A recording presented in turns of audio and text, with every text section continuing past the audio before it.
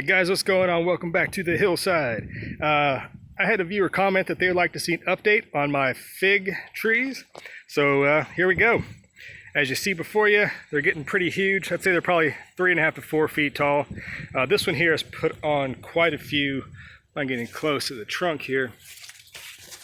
You can see this has put on several lateral or side shoots. 1, 2, 3, about 6 different ones have sprung forward. And you see right here, this branch right here is all that was last year. I got this on clearance. It's a little dead stick with a couple of leaves on it. I didn't think it would overwinter, but it did, and it has some pretty healthy little shoots going on down here. Dead stick down there. But anyhow, it's nice and very healthy. These branches are super vibrant, very sturdy. It's not a weak plant at all. Moving along to here, I trimmed these back yesterday because they'd gotten kind of big, and I wanted to kind of, as we have about 60 days left till frost. Check out my video today about that, about things you need to start doing before you get to that window of the impending frost. So I decided to cut the tips off of this thing to kind of promote more root growth, maybe some bushiness, to stop trying to get taller, so that it gets kind of more energy storing up for the upcoming winter.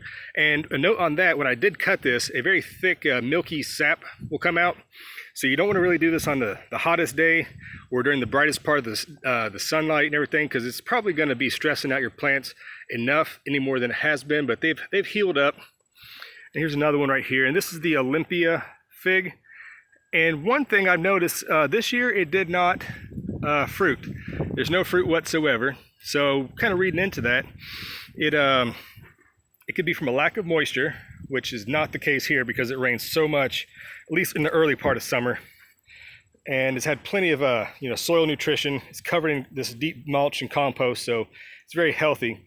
And I mean, this plant is extremely healthy. I mean, you look everywhere, it's just awesome. So anyways, it could be that the plant is just too young. Like I mentioned last year, it was just one little stick, had like 3 or 4 leaves on it, with my little Charlie Brown Christmas tree looking fig. And it came back, so it's 10 times more luscious and grows than it was last year, so I can't complain. So maybe if your figs aren't blooming, they're just not old enough or mature enough, and I'm really happy with this. Now that being said, there are actually 2 different figs here. This is the Olympia, like I said, and over here, this is the white Marseille.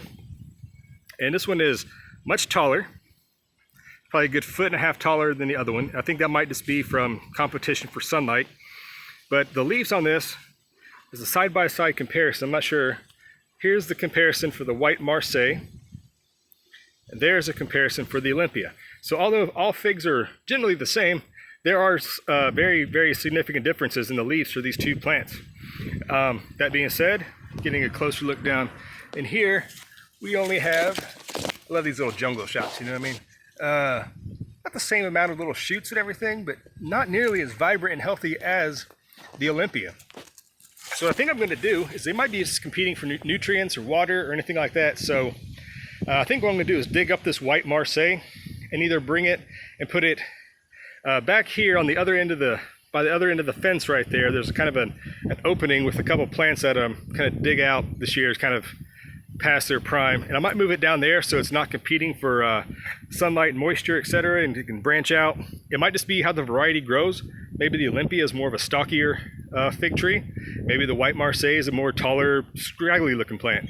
So that being said, every variety is going to have its quirks and its own growing stuff. So before you start thinking there's something wrong with your plant, make sure you understand the unique characteristics of those plants as well. So I'm going to go ahead and take a step back and show you why I think I've had so much success with these fig trees. Something else to consider while you're planting figs, especially on an in-ground situation. All right, so I'm back to my driveway and my kind of vehicles right here. On this rock retaining wall that goes along the edge of my driveway here, on above it is an elevated, just pretty much giant raised bed. So these figs are 6 feet off the ground, at least. And that being said, there's not going to be any standing water. Figs do not like wet feet, as they come from the Middle East and the Southwest Asia, native habitat, I believe even into like Iran and places like that. They're not a moisture-seeking / loving plant. So you're going to kill your figs if you give them too much water. And I think that this up here with adequate nutrition, I mean, this is covered in just absolute mulch underneath, and I just put a truckload of compost on all my garden beds. So there's a good layer of fresh compost I just put on to get the garden ready for fall. Another one of my tips for 60 days out, so remember, check that one out.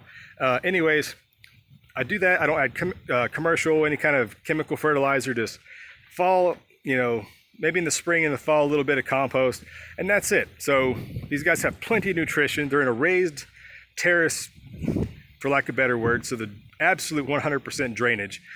My native soil here is very heavy red clay, so planting them in soil there, it's a recipe for disaster, especially in the wintertime. Especially we get a lot of cold, wet rain that just saturates the ground. You're going to rot the roots out, and you're not going to have a lot of success with the figs coming back. So this is just a quick update on how the figs are doing. If you guys have grown figs or new to figs like I am, like I said, I'm just winging this. I got these last year on clearance into the season in big box store. I didn't think they'd even overwinter for one. I thought that they wouldn't make it because they were too small. It was too late in the season, but I mean, they're doing great. So there you go. That's my fig update for end of August 2020. About 55 days or so till the frost is coming, so the figs will definitely die back. They are not going to tolerate the frost. So that's another thing to remember. Get an idea of how you're going to protect your figs, especially if they're in ground. You're going to need to come up with a plan to protect them from the winter. If they're in containers, you know, you have a lot more options. Bring them inside a garage, a greenhouse, inside your living room, whatever you might want to do. But if you're going to plant in-ground figs, have a game plan. You got 60 days to figure it out, because if not, you may lose your figs this year. All right, guys. So from the Hillside, this is Dave signing off.